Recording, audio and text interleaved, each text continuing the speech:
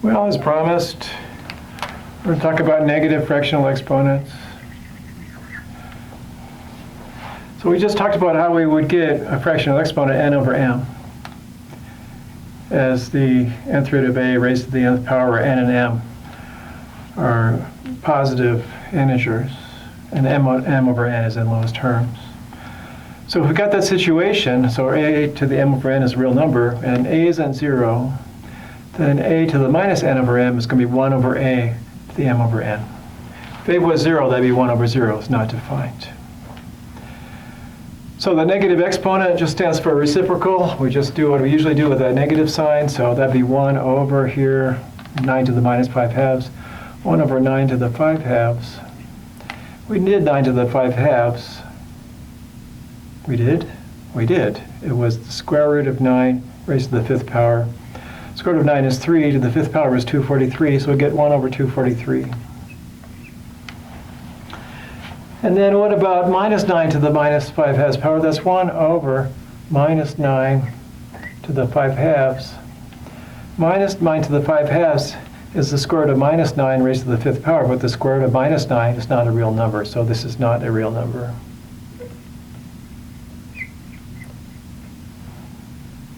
Since the square root of minus 9 is not a real number. And then we can go over here and try to figure out what happens if we stick this negative fractional exponent on a fraction. We know with integers the answer is b over a to the nth power, so this ought to be b over a to the m over nth power. So let's go do it. So we use the negative exponent rule, a over b to the m over n, like that. And then we write that is a to the m over n over b to the m over n. All right.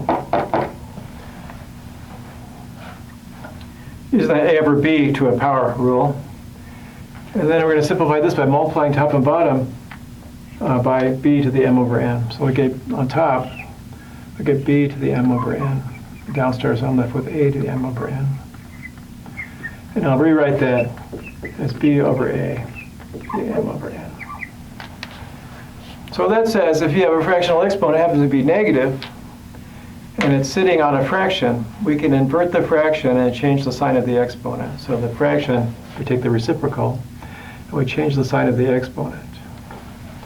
So 8 divided by 125 raised to the minus 2/3 would be 125 over 8 to the 2/3. So that's the cube root squared. The cube root of 125 over 8 is 5 halves. When you cube that, you get 125 over 8. And we're going to square that. So you get 25 over 4, like that. And now here we've got some variables in there. X to the 5th, y squared, z cubed, and so on. We're taking a 5th root, so the 5th root of x, y, and z, it'll exist, so we can just apply the rules for exponents without worrying that x, y, and z have to be positive.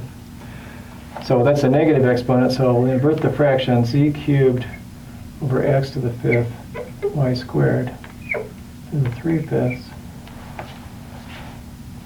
And then we'll go ahead and place this exponent on the numerator and denominator and distribute it across the factors in the denominator using 2 rules for exponents at the same time.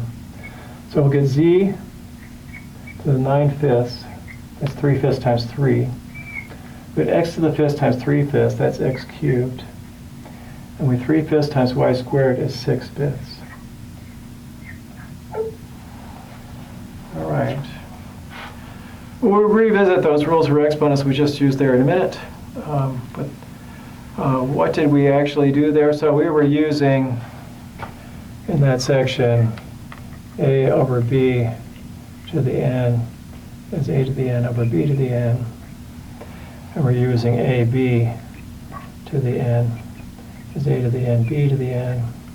And not only that, we're using a to the n to the m is a to the nm to complete that calculation.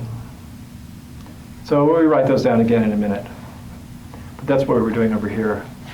We used all the rules practically you can have all at once to invert that and then distribute the exponent and simplify. Okay, making some progress through the section. Hopefully getting close to the end of this one. How much more can they tell us? We now know how to use every possible rational number as an exponent. I suppose what we're up against is how you relate those rational exponents to radical expressions. That has to be what's coming. Let's see how that comes out. I'll be with you in a minute.